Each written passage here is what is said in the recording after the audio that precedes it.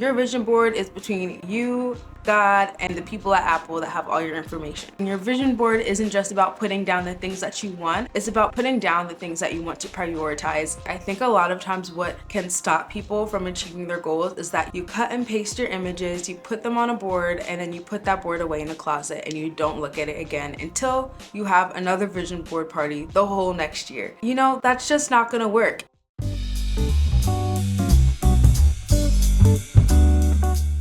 Hello beautiful, we are nearing the end of the year and I am so excited, so grateful to have seen a lot of things on my prayer board, my vision board for the year have come to fruition. And in today's video, I'm going to be showing you how to make a vision board that works for you, that's actually relevant to your core foundational goals, and will bring you into the next year with a strong vision and practical plan to achieve them. Now, I'm going to preface this by reminding you and reminding myself that a vision board is really a representation of the goals that we have. We never know what God has planned for our lives, and so sometimes what we have on there will completely change. You might get halfway through the year and decide to scrap the whole thing and make a new one, but I think it is important to take that time, especially at the end of the year, just to look over where you're at, the goals that you want to achieve, and that's what we're going to do today. So looking at my vision board for this past year, some things that I was so excited to see: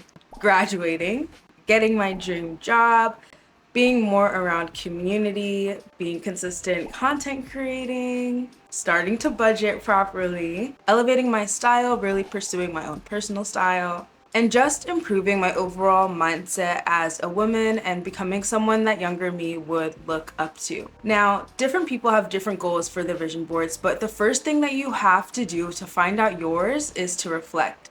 You have to reflect. Going into this year, I was fresh out of a breakup. And while being in a relationship and having that on my vision board could have been so exciting, and of course it's something that I want, like I want connection, I want all of that, I knew reflecting that that probably wasn't the best idea. In the next year, I probably wouldn't be ready for a relationship. While, you know, it's helpful to talk to people and to still put myself out there and just get, you know, experiences, learning and meeting new people, I knew that a relationship probably wasn't the best thing to pursue in this year.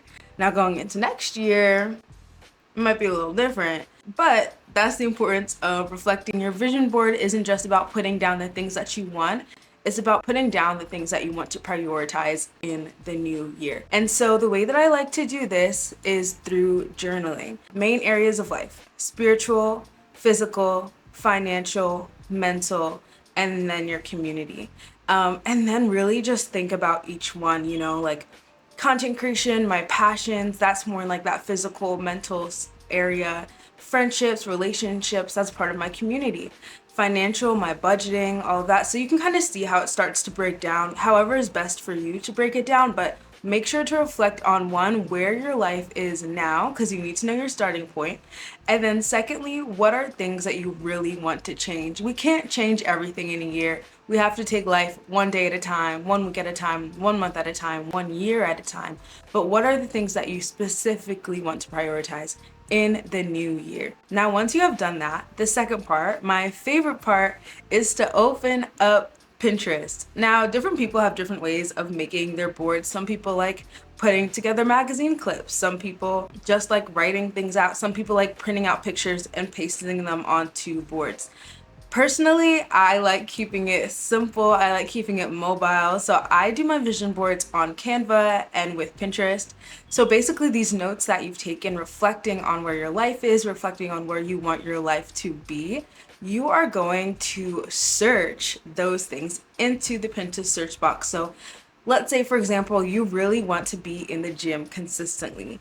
You are going to look up gym aesthetic and try to look for people who look like you. I think it just helps to be able to visualize yourself, visualize a version of your future self. Of course, you're not trying to be anybody else, but you know, it's just more relatable when the person looks like you, when the picture that you're looking to actually seems relevant to who you are as a person. So, you know, if you're like me, add that little workout aesthetic for Black girls. If you know, you know, and whatever that is to you, add that in. But I think it's important to choose photos that look like you. And take your time with this. Pick the pictures that really resonate with you. Make the board your aesthetic, your style. I can show you guys mine. Now this will lead into the next tip, but I'll show you if you can see it. So that's very much my aesthetic, my vibe. Very light, very simple, a lot of florals. Make your vision board relevant to you and something that you'll look at and it just gets you excited. And I usually try to get like 1 to 2 pictures to represent each goal. Like I said, you cannot accomplish everything in 1 year. So pick and prioritize the goals that are going to be most important to you. And this is just something that I like to do. It's not something that you have to do, but I love adding a Bible verse at the center of my vision board. And I think to the point that I said at the beginning, you know, I think prayer boards are also a great way to go about it if you want to. I just love the vision board. I love seeing my vision.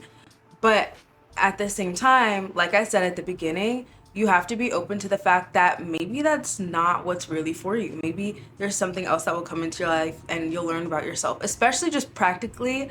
I'm in my very early 20s. If you're watching this, no matter honestly what stage of life you're at, there's so much that we're constantly learning about ourselves, that we're constantly growing in.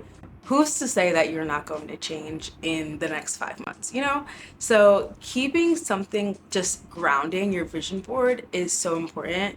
Mine for this last year was Psalm 37:5. Commit everything you do to the Lord, trust him and he will help you. And trust he has helped me. So the next tip that I'm going to say is don't share your vision board with the world. I just showed you all my vision board, but this year is about to end, okay?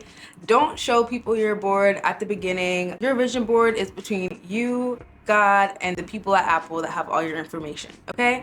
Don't share your board. Now, with like people I'm really close to, like my mom, sometimes we'll be talking about our goals for the year, or with even your close friends, like maybe y'all talk about your goals for the year, but your vision is your vision. And unless you have some like toxic, like crazy stuff on there, just keep it for you. Keep it personal to you. And this was messed up, the whole video.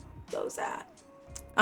Keep it personal to you. And I think that's important as well because it can be very easy to start doing things for the approval of other people.